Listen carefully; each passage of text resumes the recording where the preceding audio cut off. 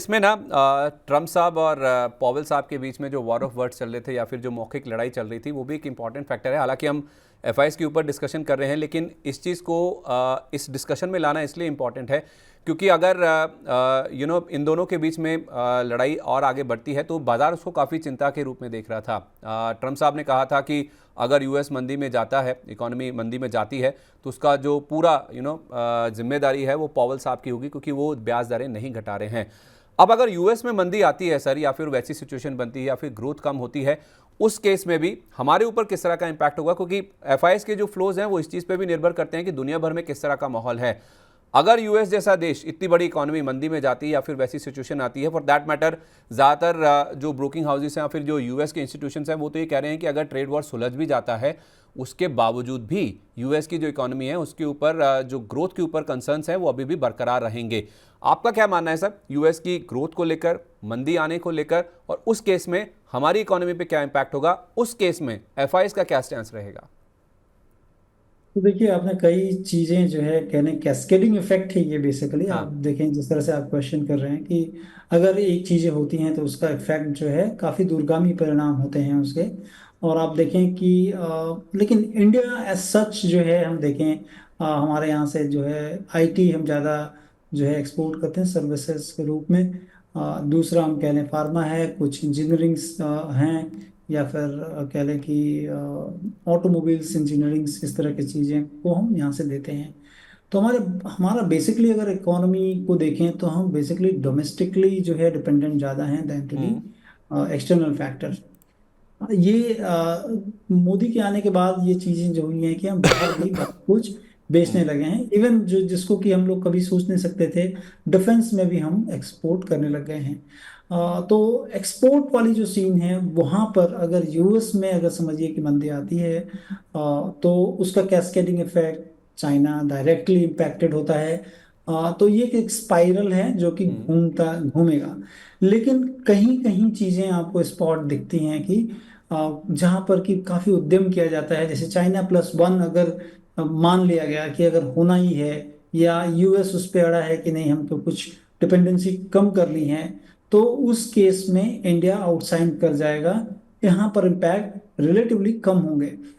मुझे लगता है कि जिस तरह से उद्यम भी किए जा रहे हैं, सरकार की जितनी पीएलआई स्कीम्स है या फिर इनके पॉलिसी की तरफ से जो भी सपोर्ट दिया जा रहा है वो चीजें हैं। और हमारे यहाँ पे काफी स्टार्टअप भी बिल्टअप हो रहे हैं, काफी इनोवेटिव माइंड्स भी काम कर रहे हैं इन सारी चीजों के बीच में। तो मुझे लगता है कि इम्पैक्ट होगा वर्ल्ड इकोनॉमी में। अगर कहीं ना कहीं दिक्कत होगी तो उसका इम्पैक्ट जरूर होता है। लेकिन अगर आपके यहाँ पर कोई प्रेसिंग चीज है जो कि आपको आउटशाइन करती है, तो उस केस में उसका इम्पैक्ट होगा लेकिन कम होगा। तो इंसुलेटेड पूरी तरह से नहीं होंगे, बट रिलेटिवली थोड़ा इंसुलेटेड होंगे हम। तो पूरे क्षेत्र में।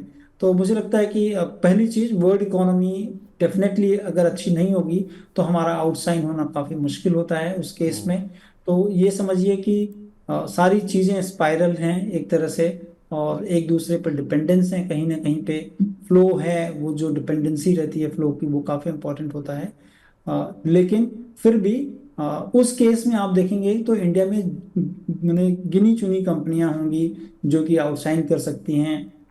उनकी पोजीशनिंग को लेकर इकोनॉमी में, या फिर उनकी जो नीड पे जहाँ पर पोजीशन कर रखा उन्होंने उसके हिसाब से। वर्ल्ड इकोनॉमी खराब होगी तो बहुत ज़्यादा अच्छा नहीं करेंगे। 6.2 या 6.5 का जो है वो 5 के आसपास में आ जाएगा। लेकिन अगर थोड़ा सा जो है चीज़ें थोड़ा अच्छी होती हैं तो मुझे लगता है कि फिर 7 के ऊपर जा सकते हैं। हम्म। वो काफ़ी संभावना होगी उसकी। लेकिन मुझे लगता है कि disruption I think 3 months to 6 months का होगा। उसके बीच में आप देखेंगे बहुत क्लैरिटी हो जाएगी।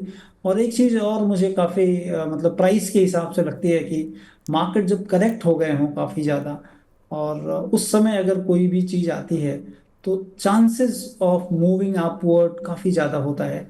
और वही इस समय हुआ है। आप देखें कि इंडेक्स पे उतने करेक्शंस नहीं देखे गए, लेकिन अगर आप देखें ओवरऑल मार्केट में 50 to 60% स्टॉक्स में करेक्शन देखा जा चुका है। 50 to 60% जो कि कह लें कि बेयर मार्केट के साइन होते हैं, उस तरह की चीज हो जाए और उसके बावजूद भी हम और मंदी खोजें, तो मुझे लगता है कि रैशनली या टैक्टफुली वो उतना अच्छा नहीं होता है। तो यहाँ से मुझे लगता है कि किसी भी गिरावट में तेजी की तरफ ध्यान रखना चाहिए, न कि जो है आपको नीचे की तरफ देखना चाहिए। अच्छा सर, मैंने आपसे ये घुमावदार सवाल या फिर जो आप कैस्केडिंग इफेक्ट वाली बात कर रहे थे ना, वो इसलिए पूछा था क्योंकि एफआईएस के फ्लोज कितने सस्टेनेबल है या कितना लंबा चलेंगे, कितनी लंबी उनकी खरीदारी चलेगी, इसको लेकर काफ़ी संदेह है। संदेह इसलिए है क्योंकि अक्टूबर से मार्च के दौरान उनकी ओर से जो बिकवाली हुई थी वो करीब करीब 2.5 लाख करोड़ रुपए की थी। उसमें मार्केट के वैल्यूएशंस, हमारी जो अर्निंग्स ग्रोथ थी उसको लेकर कंसर्न्स और इकोनॉमिक ग्रोथ को लेकर जो स्थिति थी, Q2 का नंबर जो आया था जीडीपी ग्रोथ का बहुत ही नीचे आया था, 5.4%, कई तिमाही के लो पर पहुंच गया था।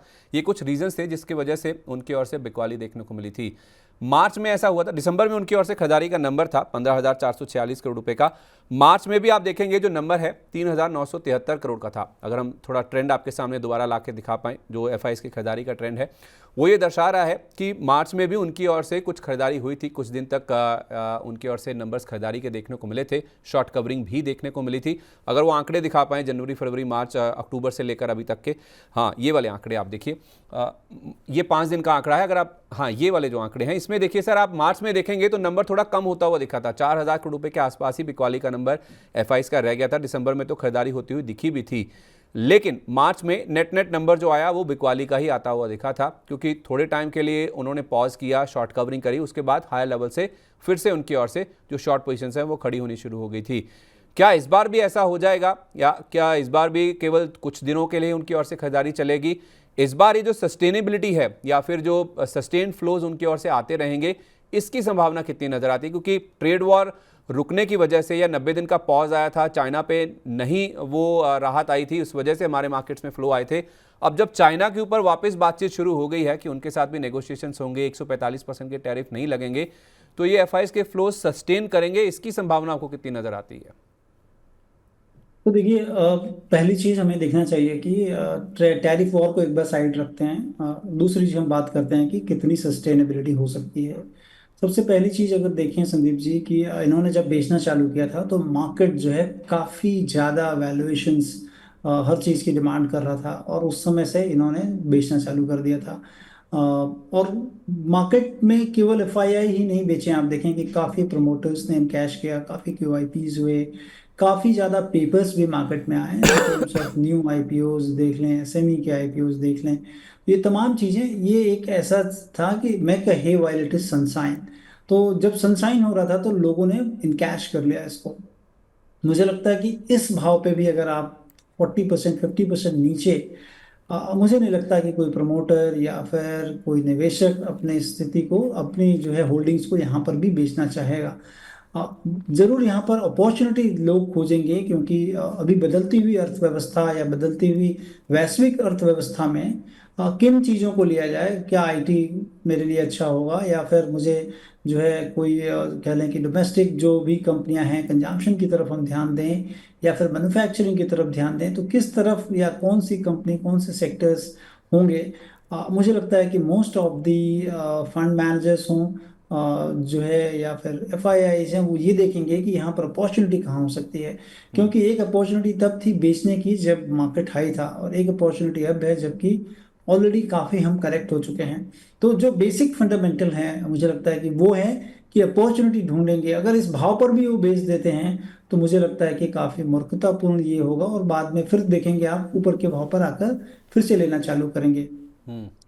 टैरिफ वॉर या फिर कह लें कि वहाँ के इंटरेस्ट रेट सिनेरियो, ये भी एक इम्पॉर्टेंट फ्लो होते हैं, क्योंकि जो भी निवेशक जो है पैसा फंड मैनेजर्स को दिए होते हैं, उनका एक व्यू होता है कि हमको किस किस परिस्थिति में लगाना है, और वो परिस्थितियां अगर मैच नहीं होती हैं तो वो फिर विड्रॉ करते हैं, या फिर उनको वहीं पर ज़्यादा पैसे मिल रहे हैं फिक्स इनकम में, तो वो एक केस बनता है कि चलो यहाँ से पैसे उठाते हैं, फिक्स इनकम में ही उनको अगर ज़्यादा पैसे मिलते हैं तो चलो वहाँ पे डालते हैं। लेकिन फिक्स इनकम में आप समझें कि 4.5% मिलता है, यहाँ पर आप करेंसी हेज भी अगर आप पकड़ लें तो तकरीबन 6% के आसपास का करेंसी हेज करना पड़ता है।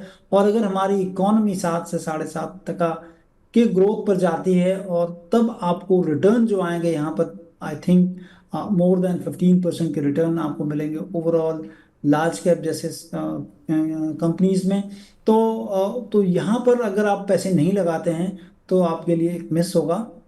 तो मुझे लगता है कि सस्टेनेबल होना चाहिए इस पॉइंट ऑफ व्यू से, कि अपॉर्चुनिटी है इंडिया में, लेकिन शॉर्ट टर्म फिनोमेना कहना थोड़ा मुश्किल होता है, बट लॉन्गर टर्म में मुझे लगता है कि काफी अच्छे हैं मार्केट, और गिरावट में डेफिनेटली यहाँ पर देखना चाहिए। ओके, लॉन्गर टर्म के लिए मार्केट अच्छे हैं, गिरावट में मौका देखना चाहिए, आपको मिस नहीं करना चाहिए। और एफआईएस क्यों नहीं मिस कर रहे हैं या एफआईएस क्यों लौटे हैं, उसमें टैरिफ वॉर जो पॉज हुआ वो तो एक रीज़न है ही है।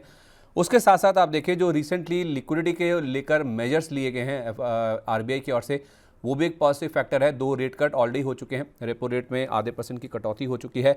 हाल की करेक्शन के बाद जो वैल्यूशन, जैसे संतोष सर भी बता रहे थे, वैल्यूशन हमारे अट्रैक्टिव हो चुके हैं, और जो मैक्रो इकोनॉमिक फ्रंट पर नंबर्स हैं खासतौर पे जीडीपी ग्रोथ के, वो भी अब सुधरने लगे हैं। दूसरी तिमाही के नंबर्स के बाद आप देखेंगे तो नंबर जो आया था बाद में तीसरी तिमाही का, वहाँ से काफ़ी अच्छी हमने रिकवरी भी देख ली है। ईयर एंड का कुछ टारगेट बता सकें, निफ्टी पे आप क्या व्यू लेके चल रहे हैं, सेंसेक्स पे कोई टारगेट जो आपको लगता हो? देखिए, मुझे लगता है कि ये मतलब first half of the year तो खराब ही रहा है ऑलमोस्ट। 4 महीने हो चुके हैं ऑलरेडी, मतलब कैलेंडर ईयर की बात कर रहा हूँ मैं। लेकिन latter half of the calendar year मुझे लग रहा है कि अच्छा होना चाहिए इन टर्म्स ऑफ अर्निंग। और ये जितने भी नॉइज अभी आपको दिख रही है, शायद तब तक ना हो, नॉइज सेटल हो चुके हो नॉइज, लेकिन भाव तब नहीं रहेगा वैसा। तो मुझे लगता है कि आने वाले शायद इस साल के अंत तक तकरीबन 27-28 हज़ार निफ्टी की तरफ हम बढ़ सकते हैं। मतलब बैंक निफ्टी ऑलरेडी नए हाइज बना चुका है, निफ्टी भी इसी साल में ही नए हाइज बना लेगा, जिस तरह से अर्निंग्स में इंप्रूवमेंट की उम्मीद है आप कह रहे हैं। जी हाँ। चलिए, तो एक बहुत ही पॉजिटिव नोट पे हम इस डिस्कशन को एंड कर रहे हैं कि बैंक निफ्टी जो कि लगातार 2 दिन से रिकॉर्ड हाइज बना रहा है, अब निफ्टी की बारी हो सकती है। और इस साल के अंत तक, यानी कि 2025 के अंत तक की आप देखेंगे 27,000 या फिर 28,000 तक के जो लेवल्स हैं वो भी निफ्टी में देखने को मिल सकते हैं। तो आप उम्मीद मत हारिए, जहां बैंक निफ्टी आउट परफॉर्म करता हुआ 2 दिन से लगातार रिकॉर्ड हाइज बना रहा है, तो आने वाले समय में निफ्टी भी इसी साल में ही आपको नजर आएगा कि नए रिकॉर्ड हाइज टच कर सकता है। 26,277 ये लेवल था जो कि हमने सितंबर 2024 में छुआ था, वो लेवल भी अब आपको इसी साल में पार होता हुआ नजर आ सकता है।